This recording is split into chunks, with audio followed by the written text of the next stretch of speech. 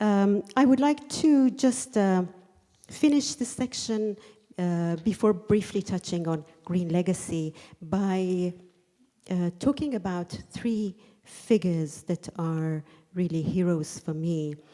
Shidehara was Prime Minister of Japan, the second Prime Minister of Japan after the war. He was a former foreign minister. He was marginalized during the military rise in Japan. Beate Sirota Gordon, who just passed away last December, was a young woman who grew up in Japan and who wrote Article 24, the women's rights article in the current constitution of Japan. And Ichiro Moritaki is a beloved son of Hiroshima. He's a philosopher. And all of them actually had the same vision. And it's similar to our friend from North Carolina who was at the Battle of Okinawa. Those who have seen the war and who saw specifically World War II, and specifically, more specifically, saw Hiroshima and Nagasaki, they know that ending war is the objective. In other words, we have come up now. We have always had war, but the stakes are such now that we are all betting the future of our species. So we either abolish the institution of war, and you've spoken about it eloquently over the last 2 days, or else we cannot survive as a species. And of course, being in Hiroshima and being in Japan, I cannot finish without mentioning Fukushima. Fukushima is very dear to our heart here. And thanks to Fukushima and the suffering of the people of Fukushima, everywhere, this myth of nuclear energy as safe, sound, cheap, reliable, secure is crumbling.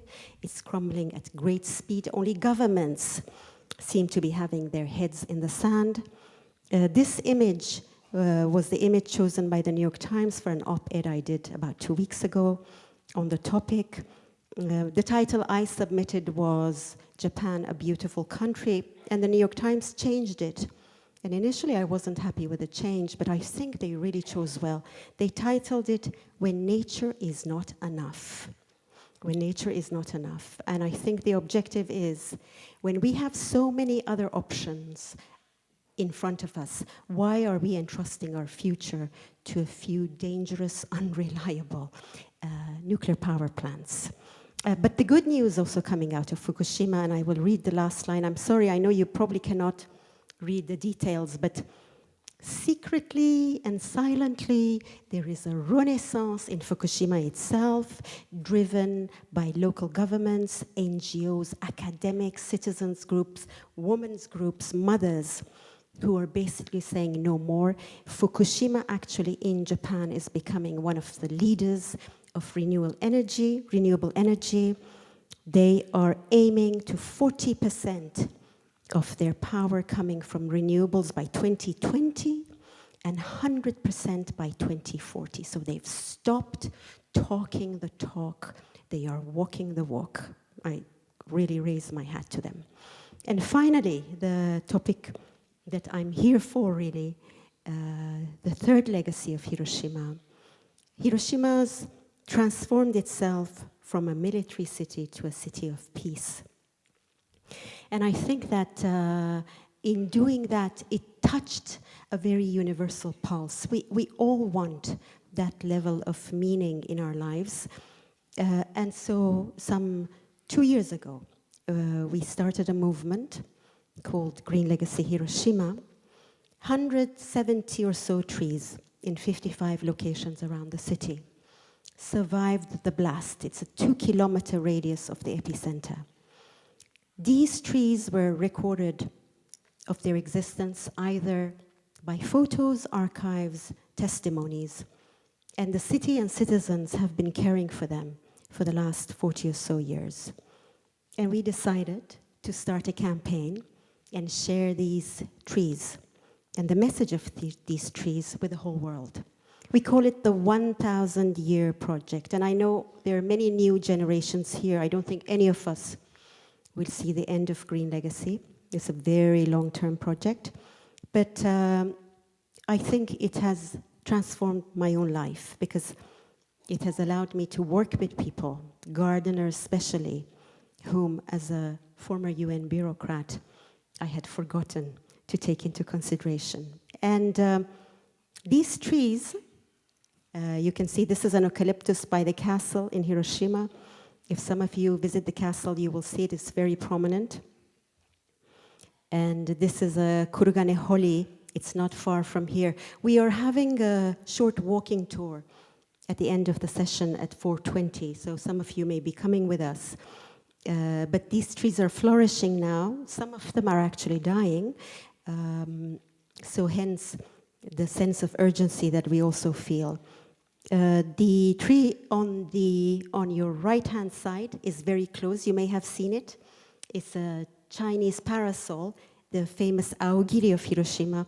Citizens of Hiroshima really love this aogiri. It's a symbolic tree here. And this is a new friend we have never met. He's Adam-san from the botanical garden, one of the most beautiful botanical gardens in the world in Cape Town, South Africa. We are now in about 15 countries, and actually some of our friends are taking saplings for Evanston, Rotary headquarters, and Honolulu. And this is the children you saw yesterday. We have about, we saw them last year perform as we planted a unitar tree, second generation persimmon tree. And they also sang for us yesterday, and we returned to that tree, and it's already grown. It's 1 year old. So that is the story of Green Legacy. I was happy to read that your founder, Paul Harris, loved trees.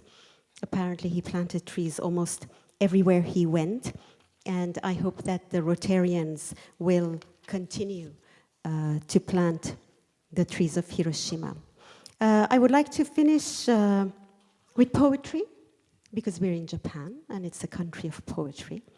And I would like to finish with Matsuo Basho, who is a prophet for the Japanese. He was 17th century haiku poet.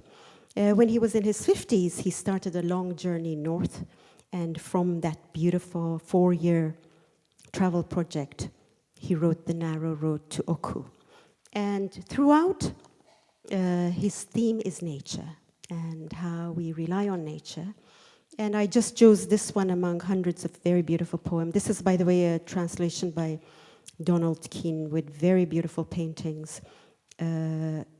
Donald Keene, the great scholar of Japan. And the translation he has made is The True Beginnings of Poetry and Oku Rice Planting Song. This is the season of rice planting in Japan, and all of civilization in Japan, and I think many parts of the world, come from the rice planting.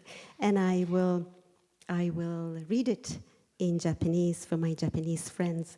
ごめんね、発音は。広島弁ではないけど、冬の始めや奥の田植え歌。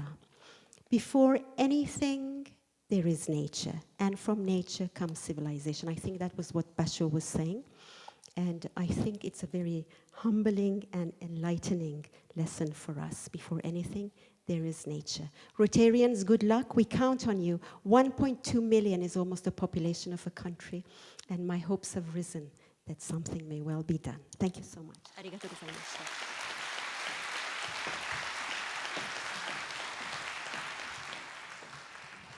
今までお二方ともご赴任 Thank you very much. These two women, we have heard from somebody from outside Rotary. Ms. Azimi gave us a wonderful speech just now. She is utilizing her experience that she gained in United Nations.